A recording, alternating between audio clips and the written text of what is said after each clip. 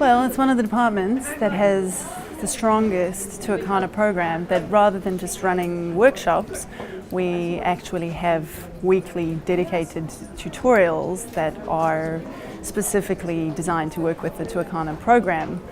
So they are run differently from the mainstream tutorials, and they are very popular and very successful.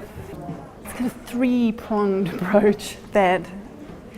in the tutorials that I run, I focus very much on the content, the course content and the theory, and helping them choose questions and plan and feel comfortable with the questions they're answering. There is also a Tutor mentor who runs workshops that is more about, the workshop tends to be more about structure and the writing itself rather than the content. These, the targeted learning sessions, are then about doing research so that they hopefully, going into the assignment, then have structure, content and research, and that it all works together. And it has shown in the grades that it's a combined approach that works. Usually what happens is that the Tutor mentor, Chloe, and myself choose a specific time, and we try and tie it to either the workshop or the tutorial so that we can come with the students, and we literally come with the students, and then come straight from the tutorial or from a workshop, and then both Chloe and I are here so that it's not walking in and just seeing a whole bunch of strange people. They know if they come at that time that they will have their Tutor tutor and their Tutor mentor there, as well as the librarians and the student learning centre people. So it's a kind of session within a session. I think because they don't feel like they're being assessed,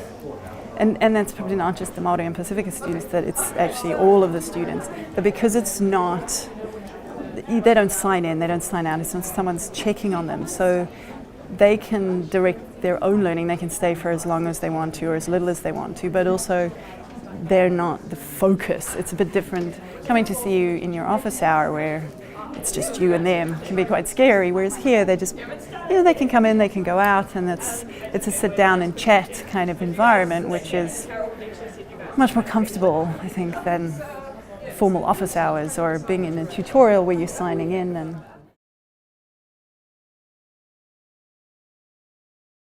part of it is the planning and the thinking, that when you're writing an essay, it's not something that you should just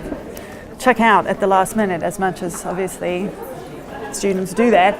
the more in advance people start to think about what they want to write about, they've got time to figure out where the problems are, they've got time to ask you questions, and invariably the students who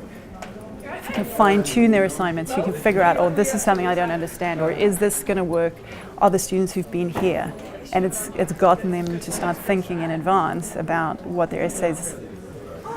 what direction they're going to go in, what their essay is going to be about, and then they've got time to fix it before 2 o'clock in the morning, the day before it's due. It doesn't feel like the library because it's kind of open space to just have a chat and you don't have to whisper and be quiet. But more and more I think students don't